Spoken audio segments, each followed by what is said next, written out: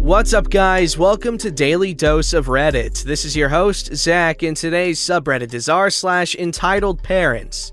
This story's called Entitled Mom Wants a Newer Model. This just happened a few hours ago. I'm gonna make this a short one since I'm on my phone and on lunch. Me again from the animal shelter, which is a magnet for the crazy and over-entitled of the world. Enter 60-year-old grandma. She comes into our shelter with this tiny little poodle that is skin and bones, missing hair and blind and seemingly deaf. The dog looked like it died months ago and didn't know it. Well, entitled grandma brings this dog in and says it's a stray she found. We ask her the basics. Do you live in this county? Is one of the biggest questions we ask. See, what some people don't know is that every county in a state has its own county animal shelter or animal control facility. Any stray animal found must be brought to that county shelter, usually within 48 hours of finding the animal. It is illegal to take a stray animal from one county and surrender it to an animal shelter in a different county that you don't live in. Now, that being said, entitled grandma doesn't live in this county. However, she claims to have found this dog running down the road in our county. Okay, it happens. We take the dog in and I get called to do its medical exam. I make sure the dogs and cats and whatever else we get has their proper shots and medication so they don't get sick while here, or if they are sick, so we can at least start getting them healthy. This requires a lot of wrestling with big animals that can kill me if they timed it just right, who don't want to take their pill or get a shot. So I take the little poodle into the back, and the first thing I do is scan any animal coming in for a microchip. Chip comes up instantly. I research the chip, and sure enough, it's from the next county over that entitled grandma lives in, registered to that county's animal control. This is a red flag for me. This tells me it's her dog. However, I follow through and contact the next county's animal control. They pull up the chip number and give me the owner's name,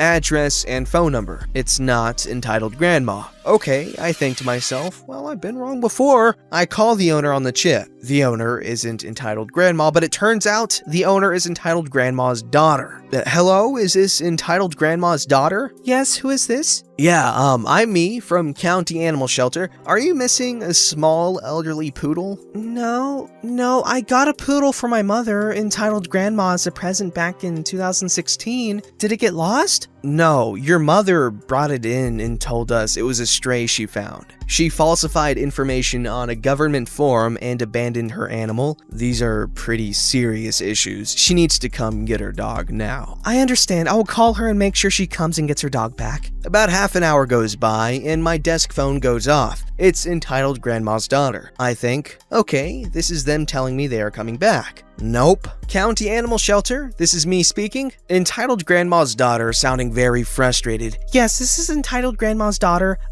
Entitled grandma isn't coming back for the dog. She says she doesn't want it anymore because she thinks it's old and ugly. She demanded I get her a teacup chihuahua instead. Well, that's between you and her, but either you or her need to come get this dog, as it's an actual crime to surrender your animal to a shelter in a county you don't live in, let alone the animal abandonment charges and putting down false information on a government form. I understand, but I work in other county and can't make it in time to get the dog. Then your mother needs to be an adult and come get her dog. She's got till the end of the day, otherwise we will be filing a police report. Well, she's old. She shouldn't have to deal with this kind of stress. She should have considered that before she lied to us and abandoned her animal. Have you seen this dog? It's skin and bone. You are aware that animal cruelty is a felony in the state, right? Fine, I'll come get the damn dog. We close at posted hours. She hangs up. I go to lunch. I doubt I will see her or the mother, but I'm true to my word. If they don't get here by the end of the day, they're gonna be dealing with the police instead of us. Quick update. With 3 minutes left to go till we close and no entitled grandmother's daughter or entitled grandmother in sight, this will now become a police matter. I gave them plenty of time to get here. Now they can deal with felony charges. Edit 2, no word from mother or daughter either. I doubt they'll show up again at this point. The poodle is doing great though. She's getting the food and medication she needs and already seems more energetic. The plus side is in shelters, the smaller dogs always tend to get adopted first. So once she is medically cleared cleared for adoption, she will most likely get a home that day. That's horribly sad. Actually, no. You know what? That's a good thing, because the poodle was in a bad home, horrible home, and now it's gonna get a great home. That's always a good thing. But I really wish people would stop treating animals like jewelry or something. They're living, breathing animals, and they definitely can tell when they're being abandoned, and they definitely feel it. So don't do that to a dog. If you're not willing to give an animal a long, happy, healthy life, do not adopt it. Do not.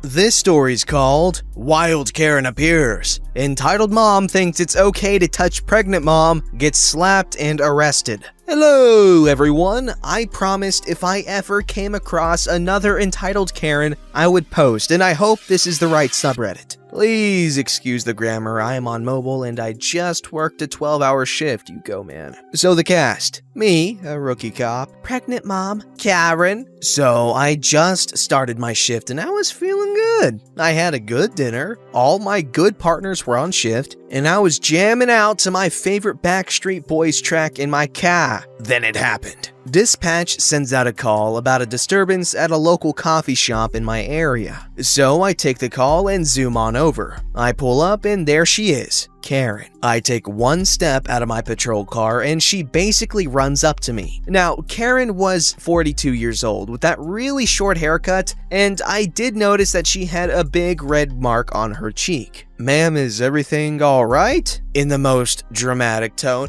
Thank goodness you're here. I was just attacked by a crazy woman in the coffee shop. Okay, where is she? Karen points to a woman in the shop. I tell her to wait outside. She doesn't, and I request an additional deputy to come out. I walk inside and I see a young woman who is very angry and very pregnant. I would have to say like 7 months maybe. She's sitting at a table on her phone. I approached her and asked her what happened. So I'm in here just getting a coffee, minding my own business, when that lady, points at Karen, walks up to me and starts touching my belly. I ask her to stop, but she keeps touching me. Then when the barista sets my coffee down for me, she, Karen, takes it off the counter, hands it back to the barista and says it's illegal to sell coffee to a pregnant woman. Then she starts touching my belly again, saying that I'm a bad mom. I ask her to leave me alone and stop touching me. She then tells me she's a mother and that it's okay. She got really rough with touching my belly and I got scared. When I tried to walk away, she wouldn't stop, so I slapped the bench to get her to leave me alone. I look at Karen, who is standing by the door, rolling her eyes as pregnant mom was telling her story. My partner shows up and walks up to me. Now, my partner is a no BS, short, southern, corn-fed, mud-raised woman. I asked her to hold it down out here. I talked to the manager and several employees behind the bar. They all confirm what pregnant mom said, and the manager even brought me back to the office and showed me the security footage. All of it confirms pregnant mom's story, and on the camera, it looked like Karen was getting aggressive with the pregnant mom because pregnant mom tried to walk away, and Karen wouldn't let her stomach go. I walk out to pregnant mom. Ma'am, you want to press charges? Yes, please. I walk over to Karen. Ma'am, I'm gonna ask you to turn around and place your hands behind your back. What? You're under arrest. Side note, in my state, you can be arrested for the intentional and unlawful touching of someone. Since Karen was both aggressive and kept touching this pregnant mom, she broke the law. You can't arrest me. It is not illegal to touch a pregnant woman. You should arrest the employees of this place. They were giving coffee to a pregnant woman endangering the child.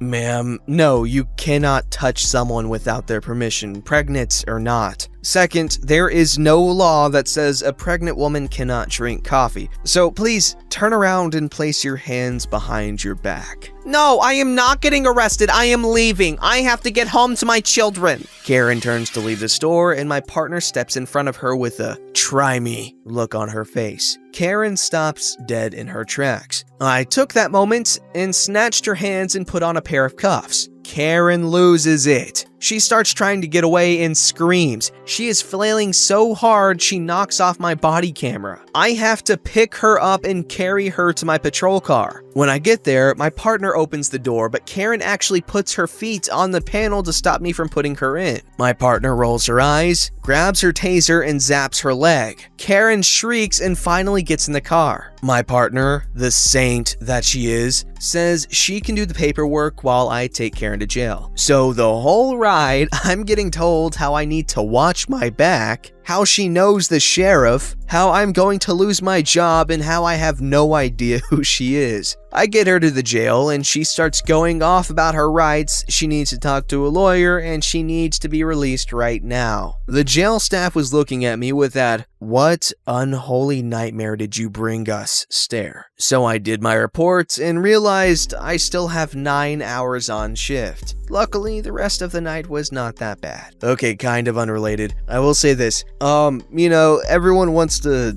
be a police officer at one point, but then the reality of actual police work hits you in the face. You think it's all action and, car chases and shootouts and stuff like that, which obviously is to be taken seriously and it's not some sort of fun thing that you should want to do, but it is badass. We can all admit that. But like 90% of police work is just paperwork, and I hate paperwork. Second, coffee actually isn't bad for pregnant women. I was surprised too, because my older cousin, she's pregnant, and she kept drinking coffee. Not that much, but she would drink a cup here and there. This story's called She Only Came to Bring Her Home. 2 weeks ago, just around Christmas, my girlfriend got into a huge fight with her mother. Her mother lives in South Korea, where my girlfriend's family is from, and has been out of her life for years until this Christmas. She wanted my girlfriend to fly out to see them for the holidays, yet refused to help her buy the things she needed, especially the plane ticket. Girlfriend and I aren't exactly well off, so forking over $1,000 to fly her out to Asia wasn't going to happen. And apparently this makes my girlfriend a lazy bench to her mother, and she blocked her number and had refused to talk to her. Even the rest of girlfriend's family has pretty much excluded her from their lives. Girlfriend didn't take this too well. She was in a foul mood for what felt like the entire 2 weeks. But about 5 days after, she gets a text. It was from her mother. She had unblocked her number and wanted to talk things out between them. Apparently, she felt like she made a mistake. Girlfriend ranted and cried to her mother in Korean, so I didn't understand a word they were saying, but eventually she started smiling, and she hung up the phone after a while. "She's coming out here to see me." Wait. Okay, I was happy for her and all that, but this was the same woman who practically disowned her for not being able to afford a plane ticket. And now suddenly, she's the one who is buying the ticket to come here? It made no sense, and I was telling her something felt really fishy, but she was just so ecstatic about seeing her mom for the first time in years, and I couldn't take that feeling away from her. I was still gonna be there in case something happened though, and spoiler, something did happen. Note, her mom never met me before this, but I sent her a long message about how I felt about her after her little tirade, and she wasn't very happy with it, so I expected her to be a little pissy with me. Well, after about a week since they talked, the doorbell rang.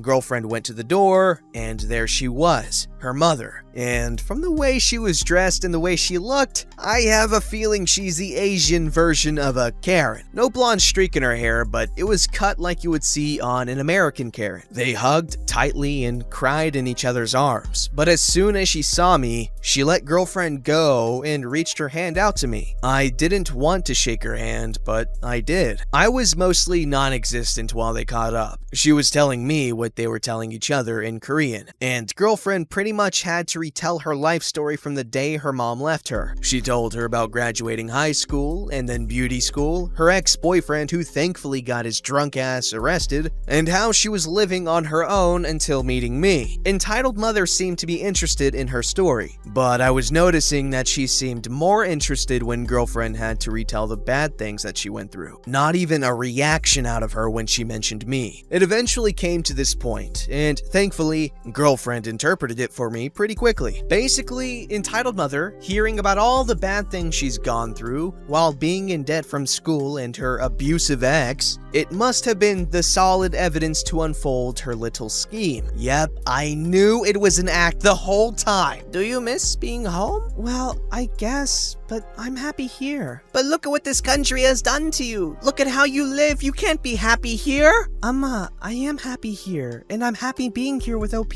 Victory dance in my head. But your whole family misses you. I miss you. Come on, we all want you back home with us. I'm not going back after what you said to me. I thought you came here to make things up to me, but I already have plans for you back home. There's a nice apartment for you to live in. There's a salon looking for a hairstylist. Everything is there and waiting for you. She then grabs girlfriend's hand and starts shouting incoherently at her in Korean. Girlfriend was trying to be reasonable and refusing to move, but her mom was getting more and more pushy and violent. So I did what I could without getting arrested, and I forced the woman off of girlfriend and towards the door, telling her to get out. I didn't understand, but girlfriend eventually told me she was blaming me for changing her daughter. I grabbed my phone to call the police, and entitled mother took off after girlfriend shouted what I was doing. She was shaking. I had to hold her for a minute before we could hear entitled mother outside, shouting at our apartment. I looked out the window. This woman was throwing stones at the house, still rambling.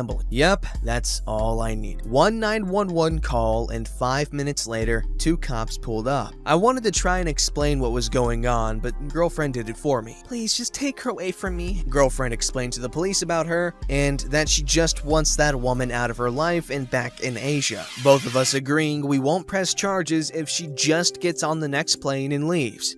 They agreed, and as far as I know, they had to escort her to the airport that she had just left that morning, and had to wait 9 hours with this crazy woman that doesn't know a lick of English, and was probably yakking their ears off. I don't know anything about what happened next, but neither of us has seen entitled mother since. So I just assumed she got on the plane and went back home. Girlfriend apologized and knew that it was just an attempt to get her back to South Korea the whole time, but just missed her family so much and wanted to start things fresh with their mom. We are fine now, and I've been trying to get her to spend a little time with my mom, so she will at least have a mother figure in her life. We'll see how that turns out. You know what? That's a boyfriend who cares. That's some good stuff. Don't forget to like, subscribe, and hit that bell to never miss an episode.